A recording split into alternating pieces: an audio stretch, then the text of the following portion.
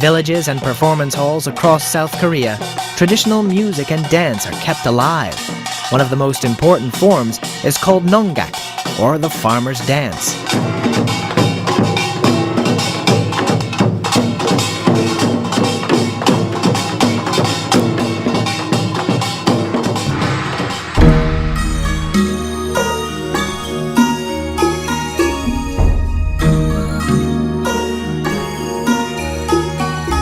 Tea also holds a special place in Korean culture. There are deep meanings in the way that tea is prepared and presented, and crunchy rice cakes are often served on the side.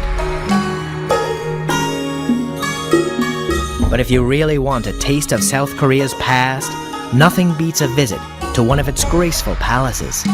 Gyeongbokgung Palace, located in Seoul, was first built in 1394.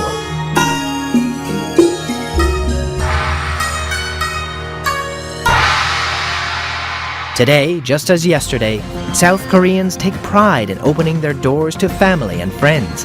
Giant spreads of delicious food are often a big part of their heartfelt hospitality.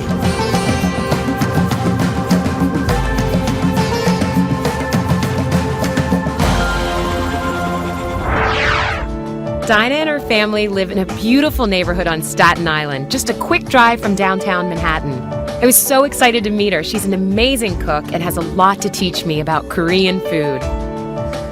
Dinah, thank you so much for having us in your home. I'm so excited to learn about Korean foods. I'm so glad that you're here, Mara. And this is for your garden. This is some basil for you. Wonderful. I love herbs and gardening. Good. So this will be put to very good use. Oh, good. Now, I know one thing that I'm dying to find out about.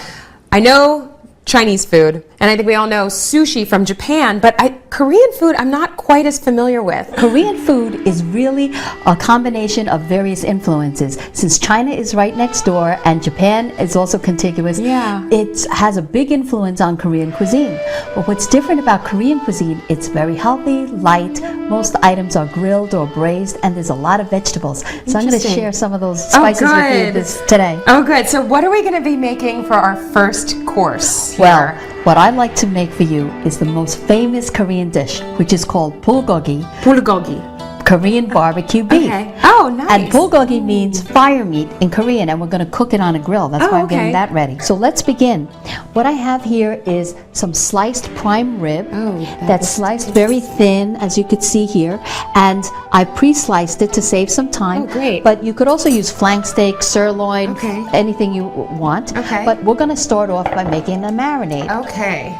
So this is where some of the most common Korean spices come in. Okay. You'll see a lot of scallions, a lot of garlic, use of Korean ground red pepper, sesame seeds, sesame oil. And so what we're going to start first is to put some either soy sauce or sukiyaki sauce. What's sukiyaki? Sukiyaki sauce actually has a Japanese influence and has some sugar and other seasonings in it, but it's kind of like soy sauce, but it's an extra touch. Then Koreans love to use roasted sesame seed oil. I love that. Smell that? It's so aromatic. Oh, that is so we're going to put some of that in here. And then roasted sesame seeds are a staple in all Korean dishes. Okay. So we're going to put a bunch of this in. And is this for flavor mainly? For texture? For flavor and also a little crunch in there.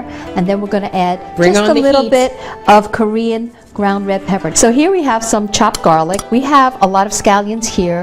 About 2 scallions chopped lengthwise into 2.5-inch pieces. And we're also going to add a little salt and sugar. Salt and sugar. Oh. This is sugar. We're going to add some sugar. So it's going to be a little sweet. Okay. A little sweet and a little spicy. It's going to cover all of the different parts of our taste palette. Yes. And we're going to add a little bit of salt. Okay. And some black pepper, because we want to layer those different flavors of pepper. Okay. We're going to mix this all up and smell. That is very aromatic. Oh, that smells delicious. You can tell that it's got a little bit of a bite, and the sesame seeds really come through. And now what we're going to do is just pour this marinade all over the beef. Okay, great. And how long does something like this have to marinate for? So you could really marinate about 30 minutes or overnight in the refrigerator. Okay. And so we're going to mix this all up, and then we'll let this marinate in the refrigerator. But I have some prepared already, so we can get cooking, because I know you're hungry. I'm ready. I'm ready to try this. Very good. So here we have some already marinated. Okay. And I have my grill preheated. Hot. So if you like, you want to help me I'd love grill to. some up? When the thin slices of beef hit the hot barbecue grill, it cooks up super fast and fills the kitchen with the most delicious aromas. So is beef a traditional meal in Korea? Is this a traditional Korean meal? Well, beef is served for every celebration, and Koreans prefer to eat beef, although they also eat chicken and so forth, and fish. And fish, a lot of seafood. Yes. But this is bordered more by like water. a special occasion type Yes, any meal. birthday, any holiday, you would serve bulgogi. Oh, wonderful. Dinah had a chance to make bulgogi and other traditional Korean dishes on some of the most popular TV shows in America. Martha Stewart loves Korean food, and so she invited me on her show to cook Korean barbecue beef, and it was such a thrill meeting her and cooking Korean barbecue beef, and I gave her very spicy kimchi as well. Oh, you did? Could she handle it? Yes, she said she likes hot food. And then who else? I heard you were on Rachel Ray's show.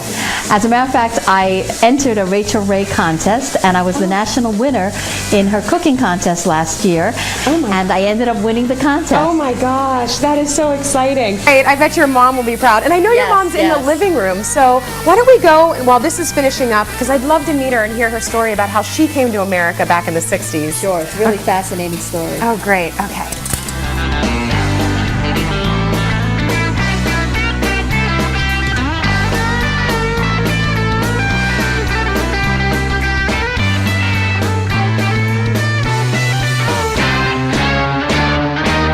Coming up, a taste of Korean culture when A Taste from the Melting Pot continues.